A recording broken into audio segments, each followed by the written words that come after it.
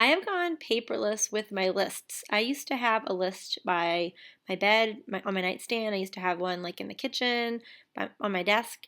And now I use a program called Asana, and I've used other programs like Trello.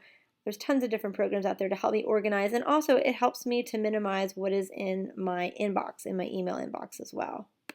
So here's a little bit of comic relief. I'm going to start off this episode advertising a little bit for my friend's company, Rifle Paper Company. Not that she needs advertising because she has done very well and it's an amazing company. And I just wanted to mention that I'm not completely closed-minded to paper. I have a paper calendar, for example, from her company, and I think her date books, even though I don't have one, are super cute.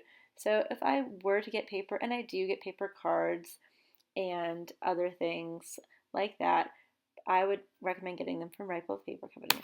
So these date books and planners are cute. I don't have one anymore. I had them for years. I love mine. But now, like I said, I use Asana. It's asana.com. You can actually log in with your Google account. It's really easy to sign up and it's free for most versions. On the left-hand side are the projects that you create. You can see the tasks listed in the middle. This is just a model, a demo that I picked up off their website. And when you create these different tasks, you can assign them to people. You could have your husband and you on the team here. If you want to do it for a personal situation, you could do this for personal tasks. You can do this for work.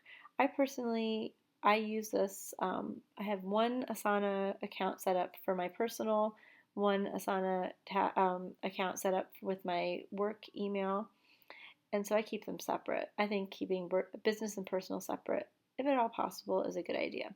Anyway, getting back to the tasks, you can see you can assign them to people, you can assign due dates, you can make them reoccurring or not.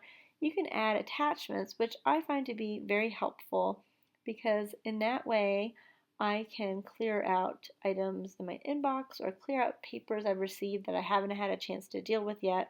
I take pictures of them. I don't put them directly in the Google Drive yet. I put them here as attachments in Asana. So say, I get a paper for my daughter's school about something I need to make a decision about, like an event coming up or something I need to complete. Well, I take a picture of it and I attach it to the task and I put a due date and I leave notes as necessary. And that has really helped me also, as I mentioned, clear out my inbox, my email inbox, and just clear out, just all the papers that are coming through the door that we talked about in a previous episode. Okay, so we need some comic relief here. We need something exciting to talk about. My daughter looked at some of my other videos and she was like, oh, this is so, Mom. She's 6 years old. Well, what can be more fun than Disney? When we went to Disney World a couple months ago, I used Asana to just keep track of things I had read on blogs or I had Googled or whatever about Disney World, things I needed to bring. And then even since we've been back, people have been recommending different restaurants, like the Chef Mickey's restaurant I put on this list for the next time I go. And I just want a place to keep all of this rather than having a million different locations like the notes on my iPhone or whatnot. So I really put just all my lists in here if at all possible. Trello, I have that app listed here as well because that's also similar to Asana. It creates boards. A lot of artists like to use Trello. It's good for keeping track of lists as well.